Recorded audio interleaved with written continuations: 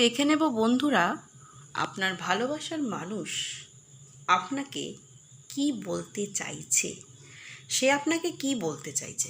আচ্ছা, প্রথমেই বলি জেনারেল রিডিং এটা 65 to 75% রেজোনেট করবে।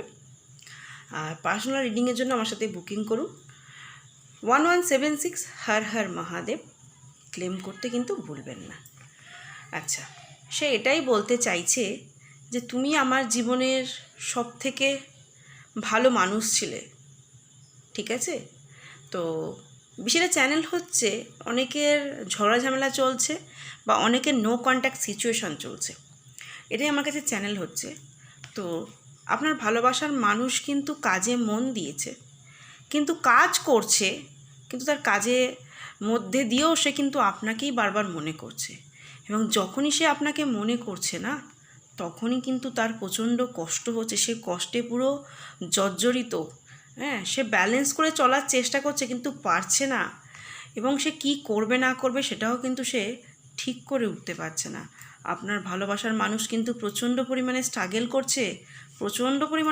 করছে, সে কি করবে। এবং সোশ্যাল মিডিয়া থেকে আপনার কিন্তু খোঁজখবর নিচ্ছে। আগে এটা দেখুন বন্ধুরা, সোশ্যাল মিডিয়া থেকে কিন্তু আপনার খোঁজখবর নিচ্ছে সে, আপনি কেমন আছেন, আপনি ভালো আছেন কি না সেটা সে খোঁজখবর নিচ্ছে যে আপনি কেমন আছেন।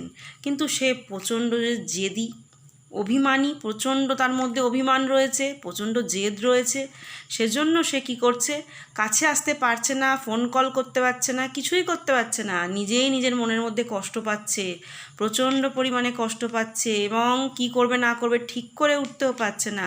কিন্তু সব শেষে সে চাইছে পুনরায় আবার সব কিছু যেন ঠিক হয়ে যায়, আবার সে এগিয়ে আসতে চাইছে, সে এগিয়ে আসতে চাইছে, পারছে না। দেখুন কষ্ট হচ্ছে, তার প্রচণ্ড পরিমাণে কষ্ট হচ্ছে, সে প্রচণ্ড পরিমাণে সে কষ্ট পাচ্ছে, সেই সমস্ত কিছুকে ব্যালেন্স করার চেষ্টাও করছে।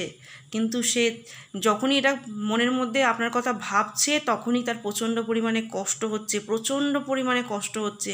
কিন্তু সে সবশেষে চাইছে সময়ের পরিবর্তন হোক, সব কিছু আবার আগের মতো পুনরায় ঠিক হয়ে যাক।